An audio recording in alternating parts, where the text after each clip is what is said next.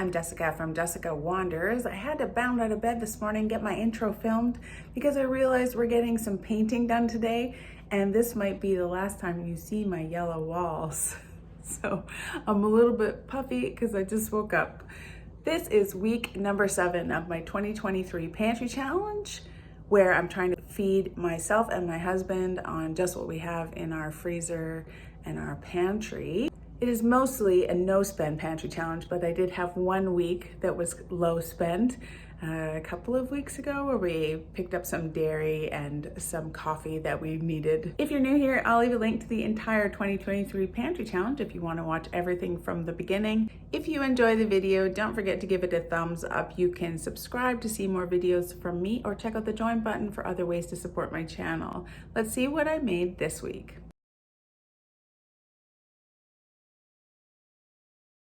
Good morning. This morning I thought I would use my frozen zucchini. I shredded up in the summer when I have a lot of zucchini. I thought I would do up some zucchini like fritter kind of things this morning. I was just going to use zucchini and whole wheat flour and eggs, but I spent a little more time looking online and I found this interesting zucchini corn cheese fritter. I'm going to give this a try. I will leave a link in the description below for the recipe that I'm loosely going to try to follow. It calls for fresh zucchini, and that can be a hard substitute. It calls for 1 cup. I think if I squeeze this some more, it's still pretty frozen, but I'm going to thaw it out, squeeze it some more. I think I can get it down to 1 cup and thaw and drain this frozen corn too, because it adds moisture, right? I'm going to make the 1/4 cup of milk with my skim milk powder. I've got some onion powder and salt, whole wheat flour, and some baking powder, and we're going to make some zucchini fritters. Hopefully I can get it down to 1 cup. I think it'll be easy. Thaw it, squish it, fit it in a cup. It's like 3 cups of shredded zucchini. It's an easy way to get more zucchini, for sure. I'm going to make that be 1 cup of zucchini. So this might not work, but I decided not to squeeze all the moisture out. I put my 3 cups, it was 3 cups of shredded zucchini, less than 1 cup of shredded zucchini without water. And I figure there's, even when you squeeze the zucchini, fresh zucchini, even if you really squeeze it, there's still some water in the zucchini. I just topped it up with some liquid because there's gonna be some liquid with fresh zucchini. So now I've got 1 cup of 3 cups of shredded zucchini topped up with water to make it 1 cup. Hopefully this works. That's my plan. 1 tablespoon of this skim milk powder should make a 1/4 cup of milk. By continuing to use this powdered milk for baking and things, I'm really saving a lot of fresh milk, so the fresh milk is lasting a lot longer, so that's awesome. 1 cup of zucchini, 1 cup of the corn thawed and rinsed and drained, 1/2 cup of whole wheat flour, 1/4 cup of milk, 1 egg, 1 teaspoon of baking powder, 1/4 teaspoon, half a teaspoon of onion powder, a little bit of salt, and 1/2 cup of grated cheese. The recipe calls for cheddar cheese. I'm using mozzarella cheese. I think it'll be fine. All right, now we're just gonna mix that all up.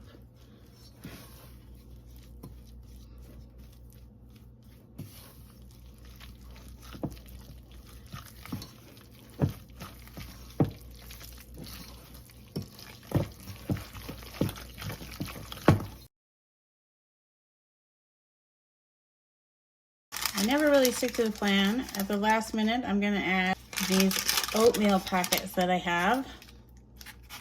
Looks a little thin, so I had some oatmeal packets. I think you won't taste the oatmeal, and it'll probably absorb some of that extra, some liquid. Instant oatmeal. I'm gonna drop this kind of like pancakes using 1/3 cup measure.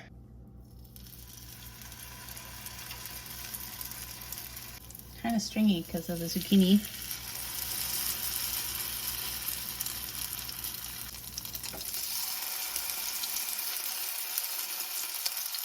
And try cooking them 2 to 3 minutes and then flip them. Just kind of wait until they look like they're getting brown around the edges. I think that they're definitely poofing up like you would want them to. Oh, those look really nice. A bit sticky, even though I have a fair amount of oil in the pan. Might be the cheese. Oh no. Maybe the cheese is a bit sticky.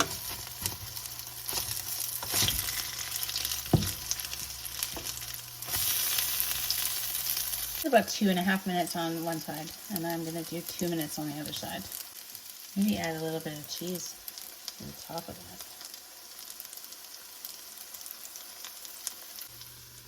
that. Melt the cheese. Yeah, I think it's the cheese that's sticking. Crispy, sticky cheese isn't a bad thing. All right, we'll call those done because I don't want them to get too crazy cooked on the underside. It looks pretty good. Pretty browned underneath. Not quite melty cheese yet.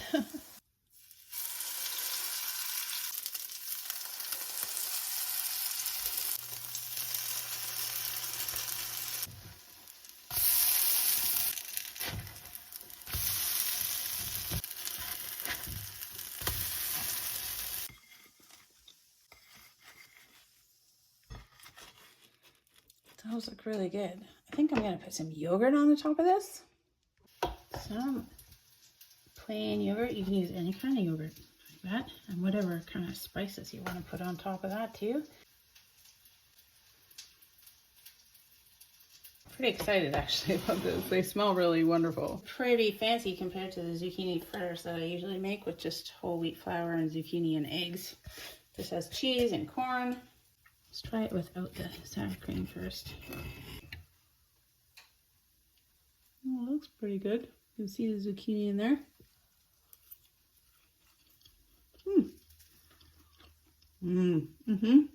Oh, the corn is a nice little addition because it's pretty sweet.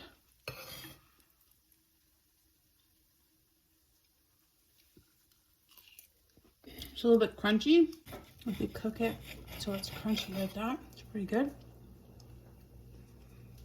You could definitely add some hot ketchup. Can't even taste a little bit of oatmeal that I added in there. Maybe sriracha would work too. Ooh, sriracha would be good. There's no potato in here, but it has like a bready from the whole wheat flour. It's almost like a bready pancake kind of thing. But I don't think that syrup would go with the corn very well. Super yummy. I would make this fancier version of zucchini fritters again for sure. Just eating it and I totally forgot that I could have put kale powder in here. Why didn't I put kale powder? It's hard to remember to put kale powder in absolutely everything that you make, but it would have totally gone really well in this recipe and I didn't put any kale powder in. Oh well. Perfect really opportunity to put kale powder in there. Wasn't I just saying that I could make some pancakes? These aren't technically pancakes, which is maybe why I didn't think of it, but here we go. You could put kale powder in this. I made some wonderful cherry chocolate cake for Valentine's Day. If you missed the video, I'll post a link right here. And you can see my Valentine's Day Pantry Challenge 2023 special episode where I made some cherry chocolate cake that turned out beautifully. It's a big cake for us to eat, just the two of us. So we're having it for breakfast today. I noticed that icing sugar just like absorbed into the cake. I may not have the green jello with it today, but definitely some whipped cream. Breakfast.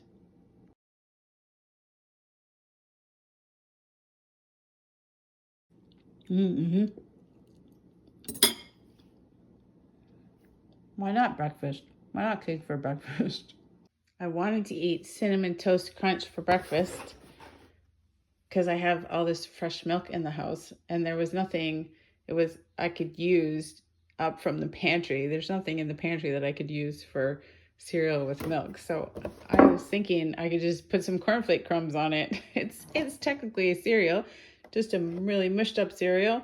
So I'll just put a tablespoon of that. And then I'm using up something from the pantry. The other option was putting marshmallows on the top, which is just too far. We've been eating cake for breakfast. I'll put some of this granola on, make it healthier. And some cornflake crumbs. You won't even notice that they're in there. Look, won't even notice. See, they disappeared.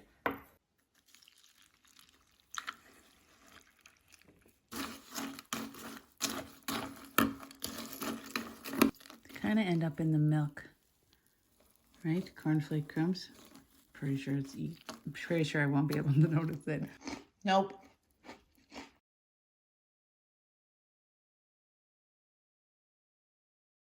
For lunch today, I'm going to try to use up some more of these cornflake crumbs. I found some interesting recipes for like cornflake hot dogs, cornflake-coated hot dogs. Makes them kind of look like corn dogs, I guess, but it's not much of a batter. But I'm gonna use ketchup and mustard mixed together to like sort of like an egg wash, and then roll it in cornflake crumbs and bake it. I will post a link in the description below. A lot of the recipes just called for just ketchup, but I found one that called for ketchup mixed with mustard, so I'm gonna throw some mustard in there too. How can that be bad? We're gonna serve it with some Kraft Dinner. I might throw some cornflake crumbs on the Kraft Dinner as well, and it's gonna be a quick lunch. Oh, and I'm gonna need some milk and butter to make up the Kraft Dinner. And I'm gonna use this powdered milk, even though I have fresh milk right now, but I'm gonna continue to use this for cooking and baking and things. I am gonna preheat the oven to 350.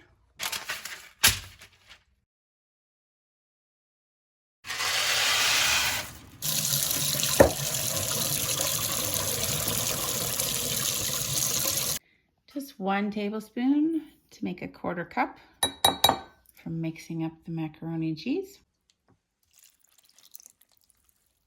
I'm gonna try this out with a 1/4 cup of the cornflake crumbs, just because I don't know how it's gonna go. Some comments on the recipes said they had trouble getting the cornflake crumbs to stick to it. So if it's a real disaster, I don't want to waste a bunch of cornflake crumbs. I've got mostly ketchup in that 1/4 cup, and I'm just gonna add a little bit of mustard as well. So I think that's a yummy flavor combination.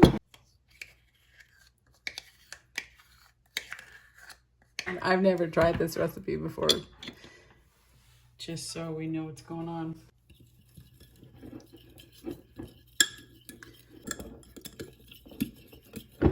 A lot of wieners. I think that I'm gonna pat them dry. Whoa, because they're pretty watery. And some people were having trouble getting it to stick to their hot dogs. So I think if I pat them dry, make them pretty dry first, I'll have better success. All right, I patted dry all of these hot dogs. They seem pretty dry. You have to cut slits in these hot dogs about a 1/2 inch apart, and I don't really know what they mean by that, but I'm gonna cut them all sort of on the same side, I guess. 1/2 inch apart slits, maybe on 2 sides. On 2 sides.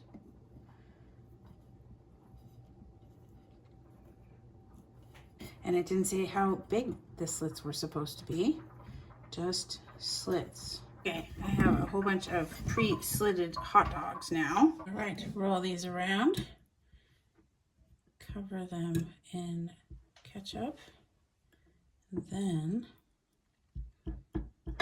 shake off the excess, I guess. That's what I normally do when I'm coating things. And then stick them in these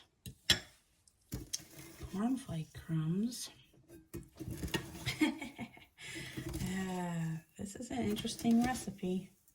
Okay, I want to lightly coat it in the ketchup mix.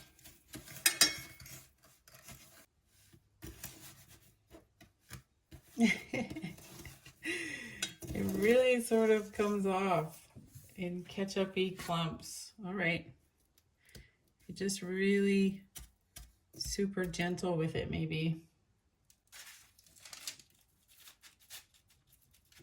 One. I can see this using a lot more breadcrumbs. I'm gonna add more of these just to make the coating of it easier. So I am using a 1/2 cup of the cornflake crumbs. So I think that it's not an easy thing here. So you have to be really delicate in the cornflake crumbs. You can't, you know, often when you're coating things, you want to like pat them or whatever. That's not working in these cornflake crumb mix. You just kind of pile it on and then just leave it be. Just kind of slowly take it gently out of here. Because when you pat it, the ketchup just slides right off right away. So you can't do a lot of patting the coating on like you would like a chicken or something like that. So that's, I think, where I'm running into difficulties. Coat it. That's fine. Drop it in here. Then just kind of drop the cornflake crumbs on top. Really sort of gently. And don't mush them around because the hot dogs are smooth and the cornflake crumbs just kind of fall off. So we'll go lightly. So we're gonna throw them in the oven right now at 350 for 15 minutes. Wasn't really doing anything, so I did up the temperature to 400. Can't see on there because the timer's going. They are starting to split open and brown a bit. This is what we got. It was really a lot of work to get them coated in those cornflake crumbs. They smell okay. They took much longer to make these than it did to make the craft dinner. That was really fast in comparison to this whole process.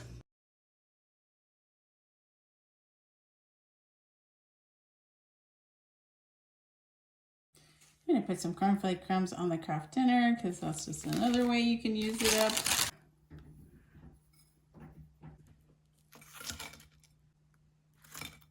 Hot dogs. There we go. Are they good? Is it something that I would normally make if I wasn't trying to use up cornflake crumbs?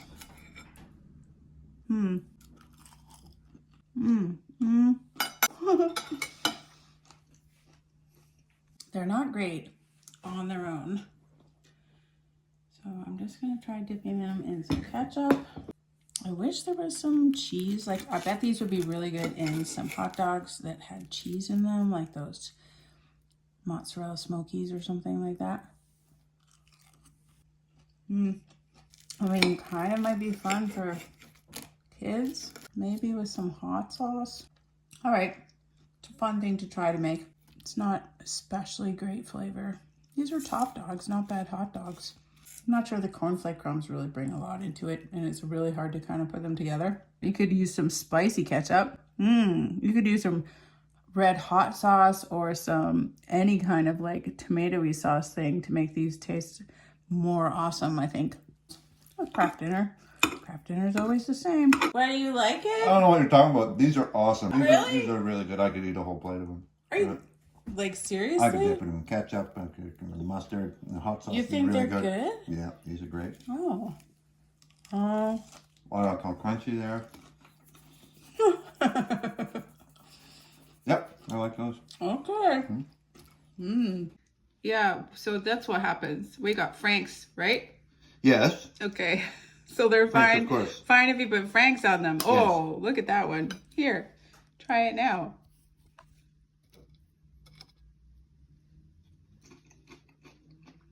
Everything's better with Frank's. Okay. Hello, today for lunch, I'm going to do up a recipe suggestion from Roxanne, longtime member of the channel. Love, love, love. She suggested a recipe to use up my yellow split peas. I'm going to make a split pea curry soup for probably, hopefully, a couple of lunches. I'll post a link in the description below for the recipe that I am loosely going to try to follow. It includes some yellow split peas, obviously, some onion, some garlic, some carrots. These are still carrots from my garden last year. Coconut milk, salt and pepper. You can make this vegetarian by using a vegetable broth, but I'm gonna use this chicken broth. I've got cinnamon, curry, and cumin to use, but I've got this Madras curry paste that I have open in the fridge that I think I'm going to use maybe a teaspoon of this as well. And then I do have my yogurt that I made to put on top. Soup for lunches.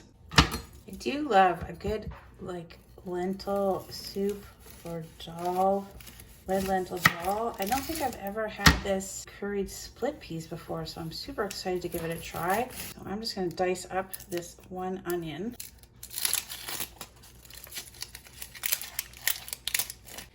There we go, one whole onion diced.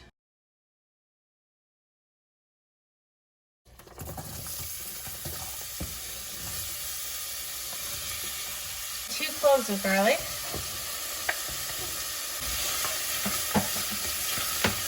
Just for a minute or two. Add 2 teaspoons of curry powder. 1 teaspoon of cumin. Half a teaspoon of cinnamon. Because I like the extra flavors, I'm going to add maybe just half a teaspoon of this Madras curry paste as well. We're going to mix that all in. That smells wonderful though. Oh, yummy. Call this 1 large carrot. Really, really large carrot. It's like 3 small carrots, really. I'm gonna add all this chicken broth with it, which is just about 4 cups, and then I'm gonna add another cup of water to bring it up to 5 cups. Just measuring out 2 cups of yellow split peas. Gonna rinse those and pick out any weird ones that we see.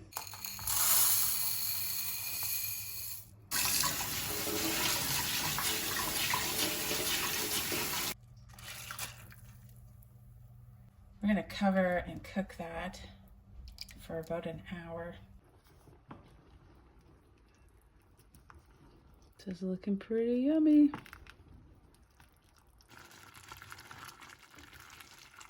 That's been an hour.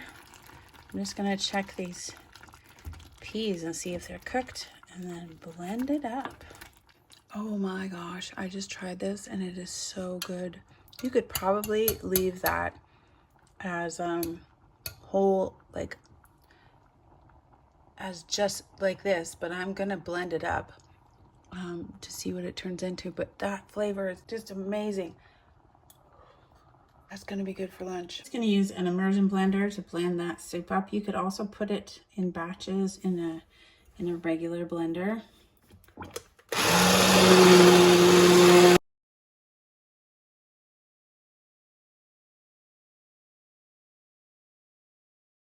I'm gonna add some coconut milk to this.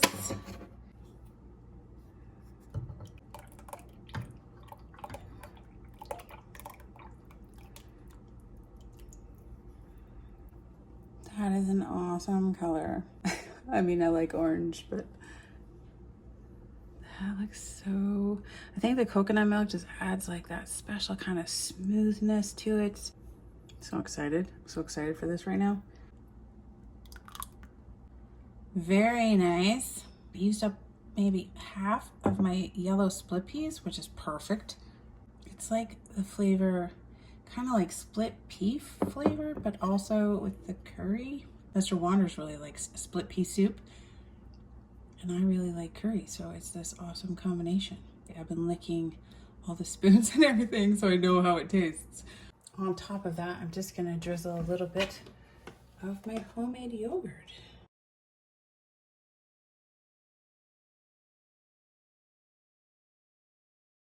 And some pepper. Everything's better with pepper. Yellow split pea curry soup.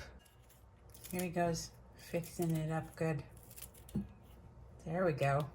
All right, let's try this beauty of a thing.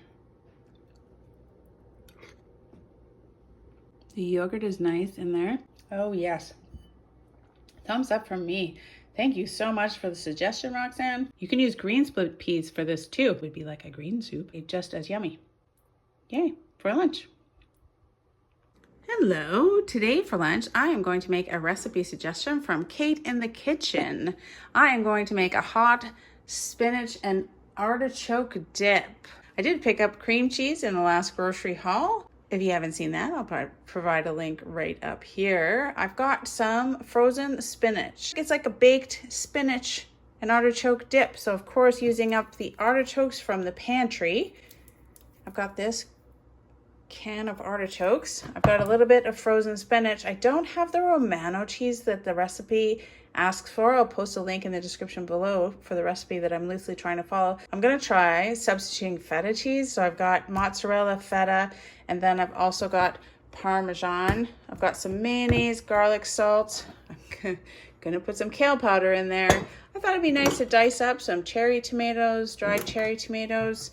There's some basil, salt, and pepper. I thought maybe we could try it on top of some toppable crackers from the pantry as well. But otherwise, I've got some Tostitos chips. Oh, and some garlic that I grew last year. Hot spinach and artichoke dip for lunch.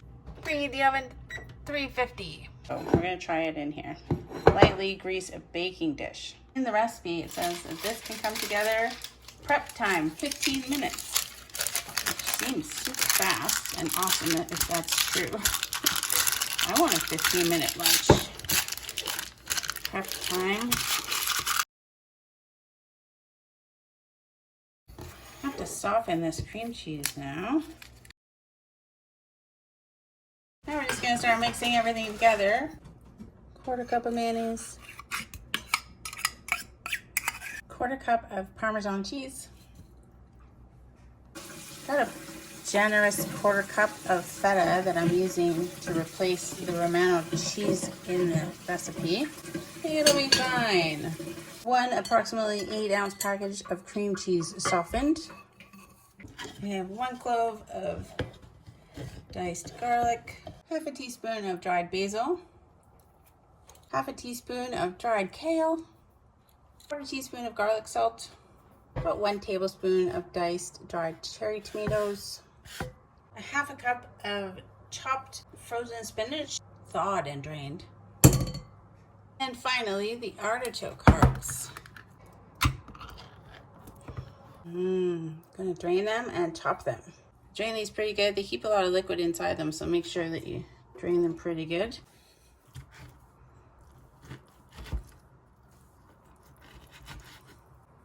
Neat looking artichoke hearts. All right, this is a lot of artichoke hearts, all diced up. That cream cheese is pretty soft. I will add some pepper though, I think. More pepper. Everything's good with more pepper. Hey, Mr. Wonders helped too get all that mixed up. Get all the cream cheese mixed up, and we're gonna put this in that little pan. That greased little pan. Well, this made more actually than I thought it was going to, so it fits nicely in this little pan. It's pretty good.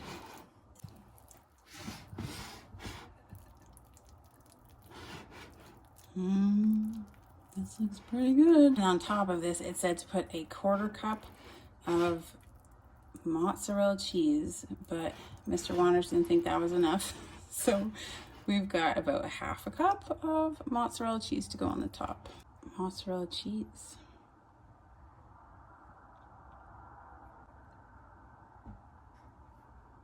More cheese. Cheese, cream cheese, Parmesan cheese, feta cheese, mozzarella cheese, all the cheeses. Should be a wonderful dippy thing. We're gonna put it in the 350 oven for 25 minutes. A little bit of brown on top. It's very sizzly. Oh, I can tell that was brown. Crispy edges are gonna be awesome. Because I have these toppables left, and they're an open package, I do want to try to use this spinach and artichoke dip on some crackers to try to use up some of these crackers. And then I also have some tortilla chips.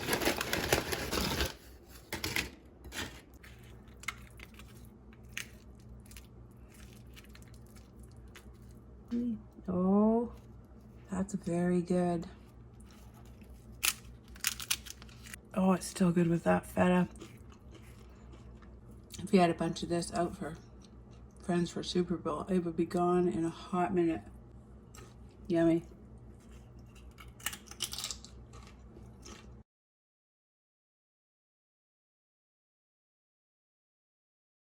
Okay, there's a couple of lunches. Spinach and artichoke dip. Thank you so much for the suggestion, Kate in the kitchen. I'm gonna try it on these crackers that I'm trying to eat up. Those are also pretty good. That's about half of the dip for 2 lunches. Looks amazing. Mm-hmm. Yeah. Yeah. Thumbs up from me. It was really easy to make. Pretty easy with the canned artichokes. What was the hard part? Maybe just mixing it. Soften your cream cheese more. It's easier to mix. These toppables are okay with it, but they're kind of soft crackers. I like the crispy crunch of these tortilla chips with the softness of the dip. This was a great recipe idea from Kate in the kitchen, so thank you so much for the suggestions. This is very, very yummy. Yay. I just eat it with a spoon.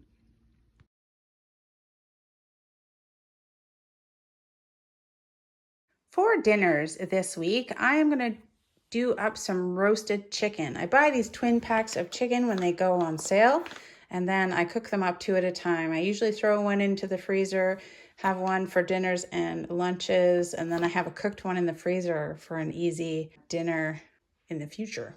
I've got this chicken stuffing mix that I'm going to use as actual just regular stuffing. I will post a link in the description below for the roast chicken recipe that I always use. It uses onion powder. What I usually use is fresh celery, but I'm going to use this frozen celery instead. Salt and pepper, and a fair amount of butter. All the good ingredients. These, I had them in the fridge, but there's still some frosty bits around, but I think that the actual chicken is thawed out. It's still pretty cold, but I think it's actually thawed, so that's good. Once it's in the oven, it only takes an hour and 15 minutes to cook, maybe an hour and a half. For this first meal, I'll probably add some carrots or some broccoli, mashed potatoes, that kind of stuff as vegetable sides. Preheat the oven to 350.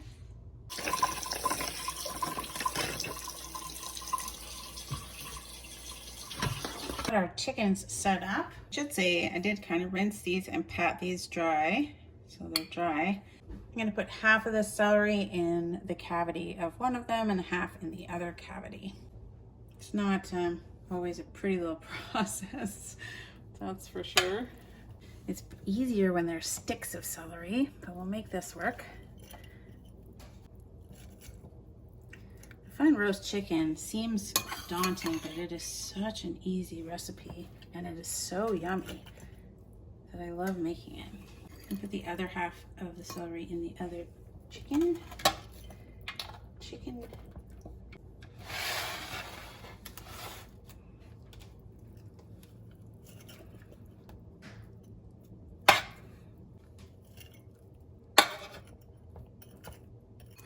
Essence of celery in the chicken is what we want. I'm going to add some salt, just kind of everywhere. Also inside.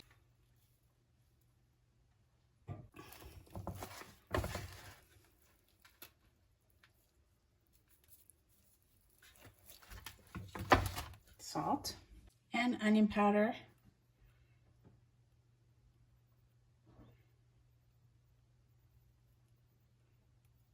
Over everything.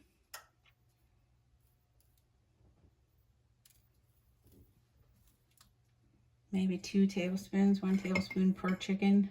And we're going to put some in the inside of the chicken as well.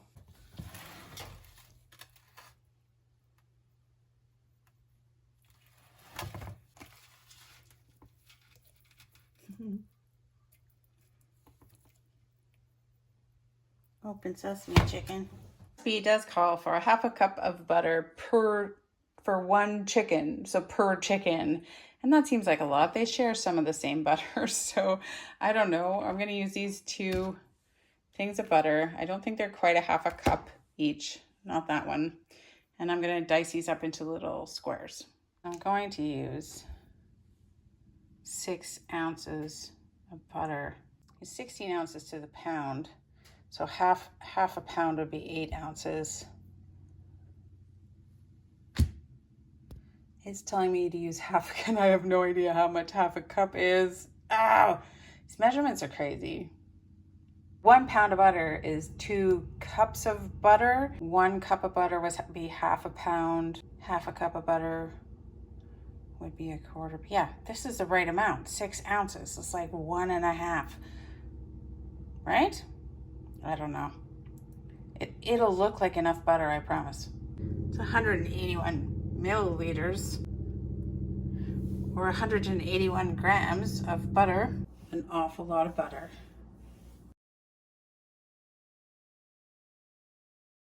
Gonna get some inside the cavity. It's raining butter. Hallelujah. There's gonna be so much butter. This is less butter than it said for. It said 1/2 of a cup of butter per chicken. I'm pretty sure that that's what makes it amazing, is the amount of butter. Do you want some in the bottom too? I'll make your delicious gravy. Here we go. All of the butter. And finally, I'm gonna add lots of pepper on top of all this.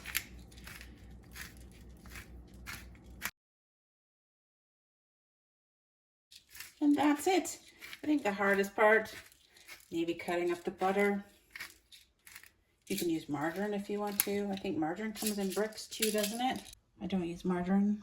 Now we're going to bake it in the 350 Fahrenheit degree oven until an instant read thermometer inserted into the thickest part of the thigh near the bone reads at least 165 degrees of Fahrenheit. It should take about 1 hour and 15 minutes. I will probably baste it halfway through, so I'll probably set it for 30 minutes. I find it takes about that long.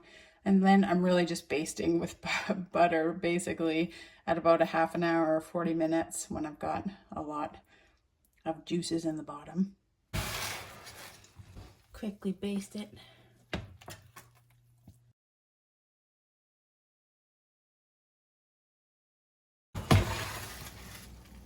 That's 1 hour.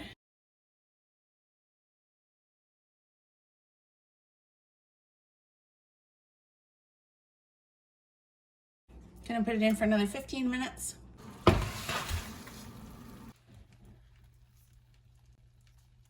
That is not quite hot enough.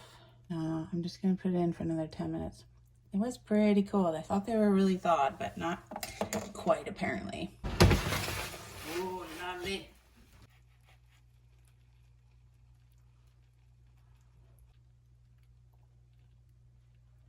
Oh, there we go. All right, I'm gonna let it rest covered 5 minutes. All right, we've got some nice carrots we're gonna cook up and some potatoes we're gonna make up for some mashed potatoes. And I'm gonna make up this stuffing, chicken stuffing mix, just to use as stuffing. Nothing creative going on here. Traditional stuffing directions. In the microwave, mix stuffing contents with 3/4 cup of hot water, 2 tablespoons of margarine or butter, and then microwave it for 4 minutes. That's what we're gonna do. 2 tablespoons of butter, 3/4 cup of hot water. I'll try and melt that butter while I pour that in. Didn't really work.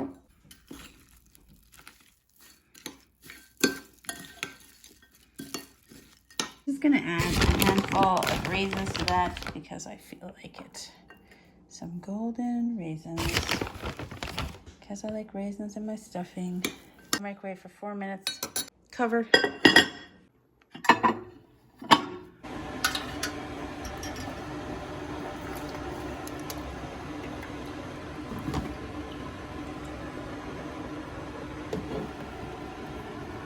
ones just go in the freezer for some other really fast, quick meal another night. I'm just gonna carve it up for dinner tonight and then save some that's easy to use for sandwiches and other things all week. I'm gonna use this evaporated milk to make some milk to make up the mashed potatoes. Maybe 1/3 cup.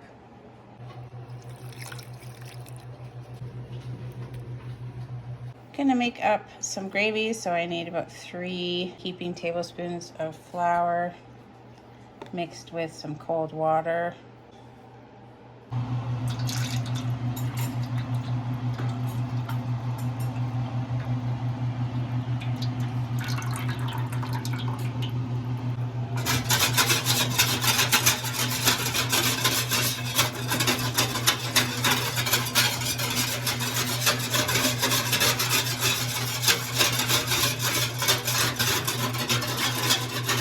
Because I just made that gravy for the biscuits and gravy. I'm going to try putting some of this Worcestershire in my gravy mix, about 1 tablespoon.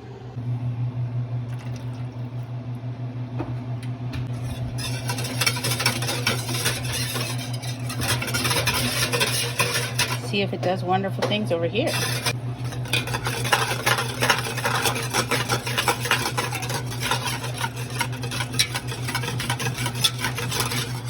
Add some salt and pepper to that, maybe a teaspoon of salt,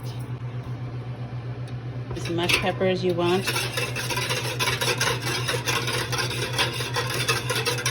Okay, here's our roast chicken dinner. Got one of them, the other one's in the freezer. We'll have some chicken, some carrots, some mashed potatoes, using up 1 box of stuffing from the pantry as stuffing. Nothing else, just stuffing. Perfect.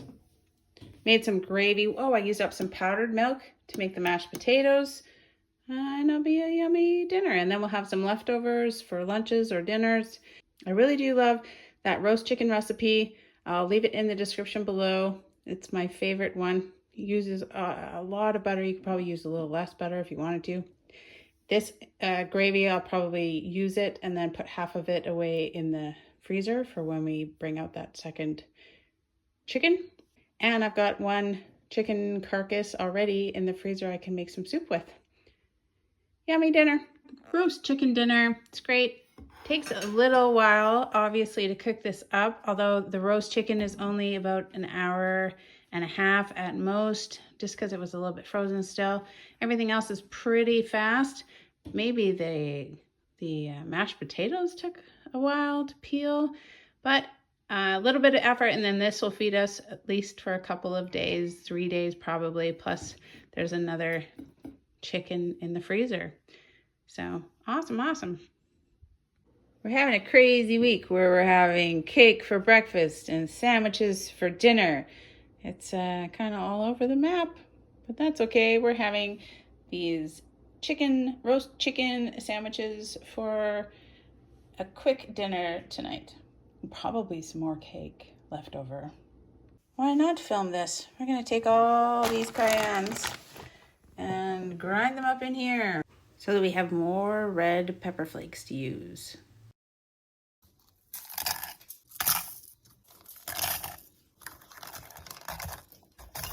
I think that's good enough for this batch. This makes a lot of poofy, painful dust in the air.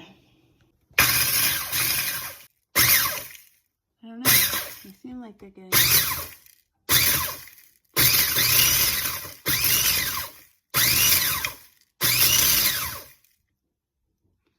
They're getting too fine?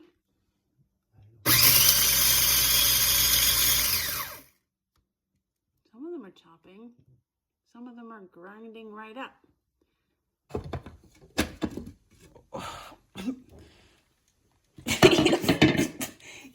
You want me to film it?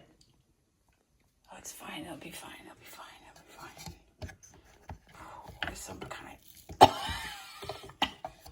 There's some cayenne dust in the air.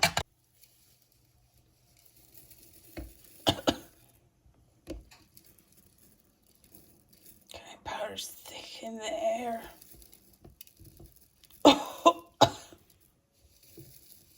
Be in a well-ventilated place. More. More. More cayennes.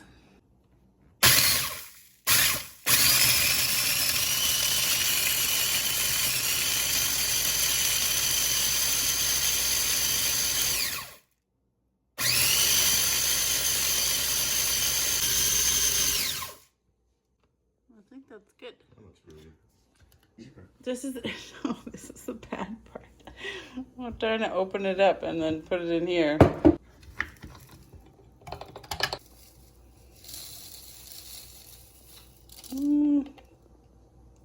That's a lot of red pepper flakes. There's lots of good stuff in there. That will last us some time. What, a week? No, like a year. You like that? It's beautiful. Looks like it does. Looks like well, looks like it's in the restaurant. Whoa, it's pretty good. Hello, for supper tonight, I am going to make some ribs. I have these caramelized onion with black cherry preserves that my mom brought up at Christmas, and I think it would be wonderful on ribs. I think it'll be brilliant. Caramelized onions with black cherries. Sounds really super yummy. I think it'll be good on ribs. There's lots of different ways that you can do ribs. These ones I'm going to boil them and then broil them. It's just the fastest thing for me to do right now. I'll probably do it up on some rice, and then I think I'll probably maybe have it with some broccoli for dinner tonight. Ribs with some cool preserves.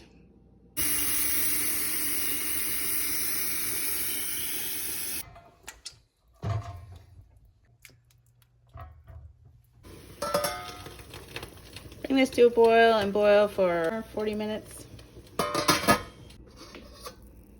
Okay, I'm going to take these out of here and put them on this broiling pan.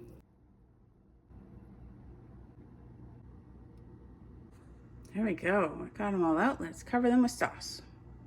All right. Mr. Wanders opened it for me. Whoa. Oh. Oh, that smells like really nice oniony. Sweet oniony. Oh. I make balsamic onion jam. I can it. This is like that, only it just smells really a lot sweeter. Balsamic onion cherry jam. Plus this cool little jar that I can use for spices. Half of this one, and then whatever it can't do, I'll use the other chicken and rib regular barbecue sauce for. Oh, it spreads really nice. Like, kind of like a jam barbecue sauce. Oh, that would be so good. I've done balsamic onion jam on ribs too, and it's very, very good. This smells very similar, just not much sweeter, but you can tell that it's got a sweet, kind of fruity cherry smell to it. You never know, it might be enough to do all of it. I just used the entire jar and I covered all of my ribs. I am going to broil these ribs on low for 15 minutes. I think instead of just plain rice and some broccoli, I'm gonna make up some mushroom soup rice, like cream of mushroom soup rice with some broccoli. Make a nice little rice mix to go with the ribs.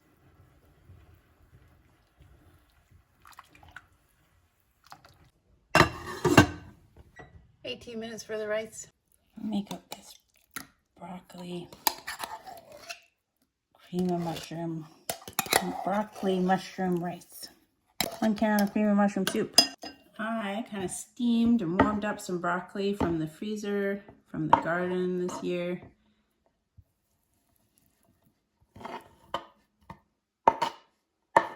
Probably at least 2 cups of broccoli.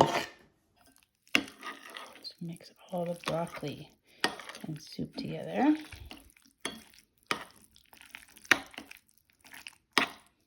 To this, I'm going to add about 2 cups of rice. This is a 1/2 cup measure, and it's not very loosely packed in there. So about 2 cups of rice, and mix it all in there.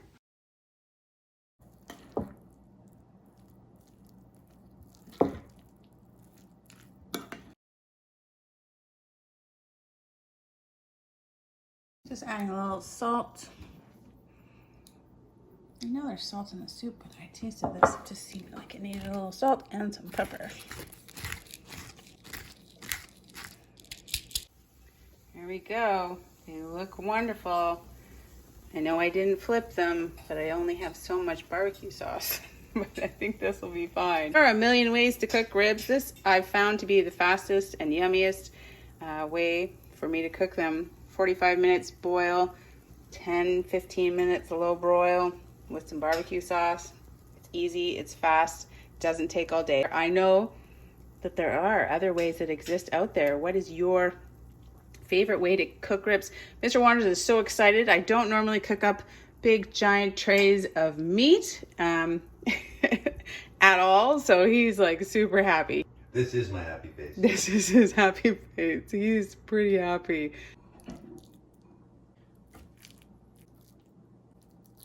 Some very nice balsamic onion cherry jam ribs. And then we have some leftover carrots. All right, this jam seemed like the perfect kind of thing to add to ribs.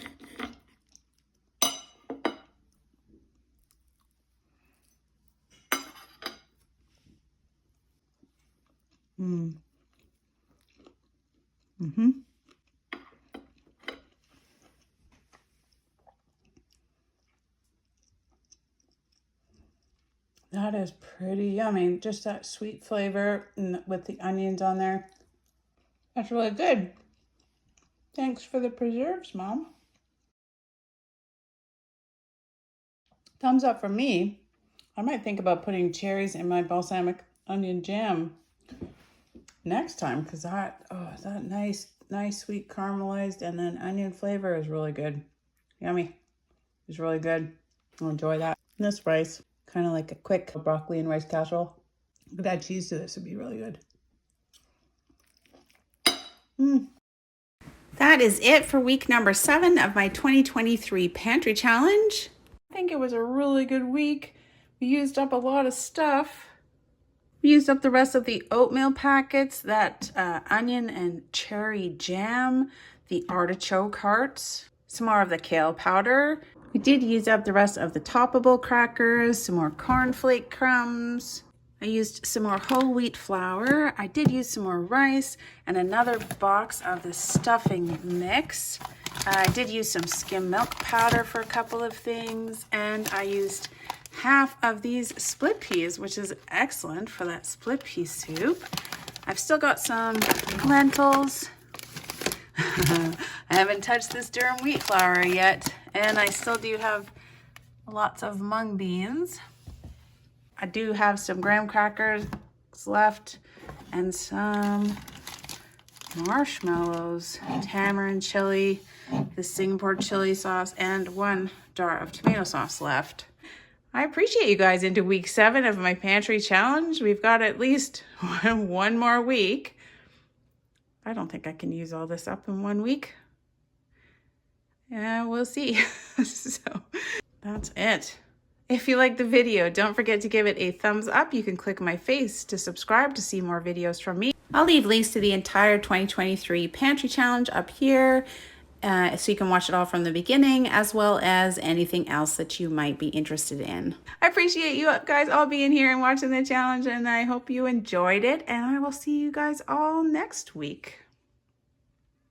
Bye.